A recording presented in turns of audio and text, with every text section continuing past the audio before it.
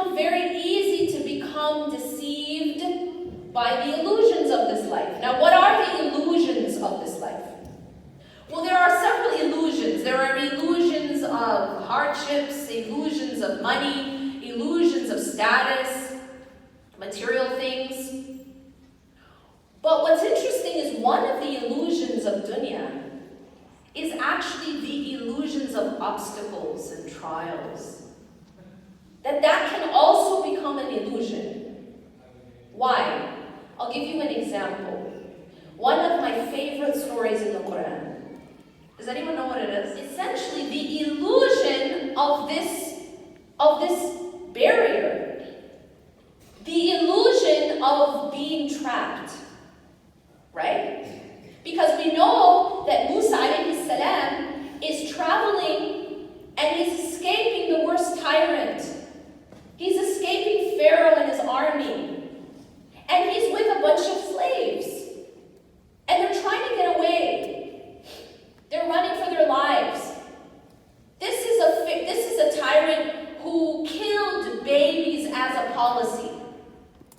This is a tyrant who, if someone disagrees with him, he crucifies them. He cuts off their limbs from opposite sides. That's who Pharaoh was. And they get to the sea. فَلَمَّا تَرَاءَ الْجَمْعَانِ قَالَ أَصْحَابُ مُوسَى إِنَّا لَمُدْرَكُونَ. So now they get to this place where they look like they're trapped, and now the army is approaching, and now these two groups are seeing each other. And the people of Musa respond with what? إِنَّا لَمُدْرَكُونَ. See this response?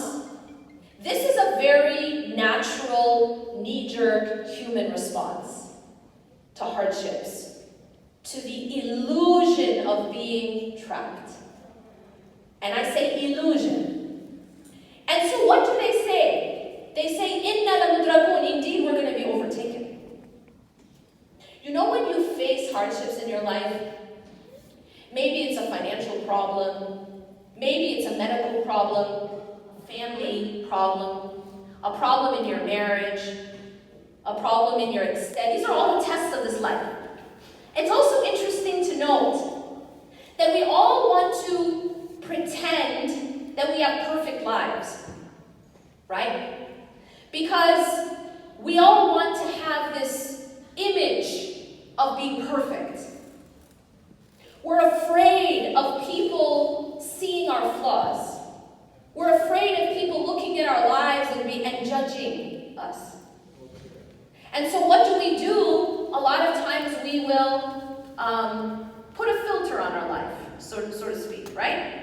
So we put out sort of a fake version of a perfect life, a perfect wife, a perfect husband, a perfect children, right?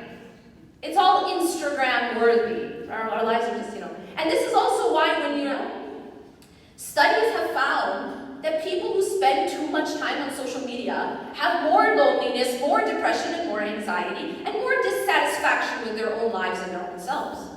Why is that?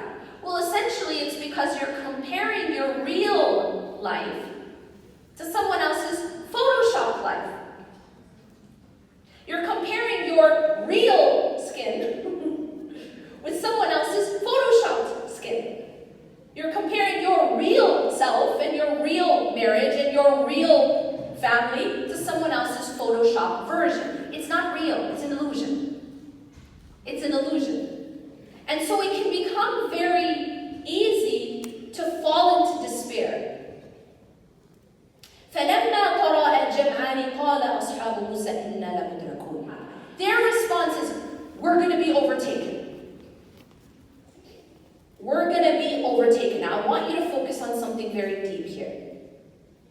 Why do they have this response?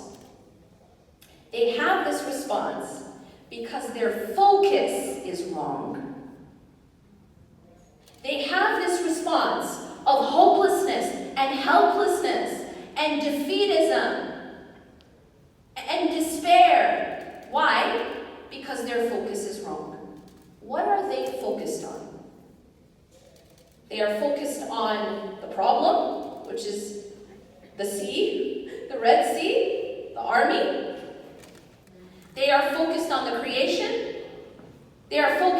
the barrier.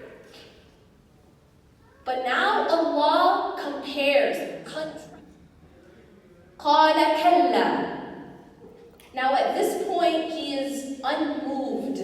He is unshaken by the illusion of being trapped in his hardship. He is unshaken by this situation that looks impossible, that looks so bad that there's no way out. We're going to be overtaken. إِنَّ لَمُدْرَكُونَ قَالَ كَلَّا. And kalla doesn't just mean no, but in Arabic, it is a very emphatic, absolutely not. No way. All caps. You understand? Absolutely not. Why? And I want to say this because between the response of Bani Israel in this same situation, I want to remind you that it is the same situation. They're not facing different situations, right? They're not looking at different things. They are both looking in the same situation. But what is Musa alayhi salam focused on? قَالَ كَلَّا إِنَّ مَعَيَ رَبِّي سَيَهْدِينِ. And that is the difference. He says, by no means will we be overtaken. Indeed, my Lord is with me, and he will guide me through this. This is so profound. Why? Because while Bani Israel are focused on the difficulty, they are focused on the barriers, they are focused on the problem, and I can tell you this, we will never run out of obstacles and barriers and problems in this dunya. If you're looking for them, you will always find them. They never run out. You're not in Jannah, like public service announcement, I'm sorry. Right? You're not in Jannah. You will never run out of problems to focus on. Never. You'll always have a good supply. If that's what you're focused on. The problems, the lack, the scarcity, the issue, the thing I'm scared of. When that becomes your focus, it will grow. And you become surrounded by your problems, surrounded by the illusion, but you're actually not trapped. قَالَ كَلَّا إِنَّ مَعَيَ رَبِّي سَيَهْدِينِ. My Lord is with me and he will guide me through this. This is the tawakkul that comes from the focus on Allah. This is the tawakkul. When you witness the types of footage that we're seeing coming out of Gaza, for example, this last 1 year plus, the type of rhetoric that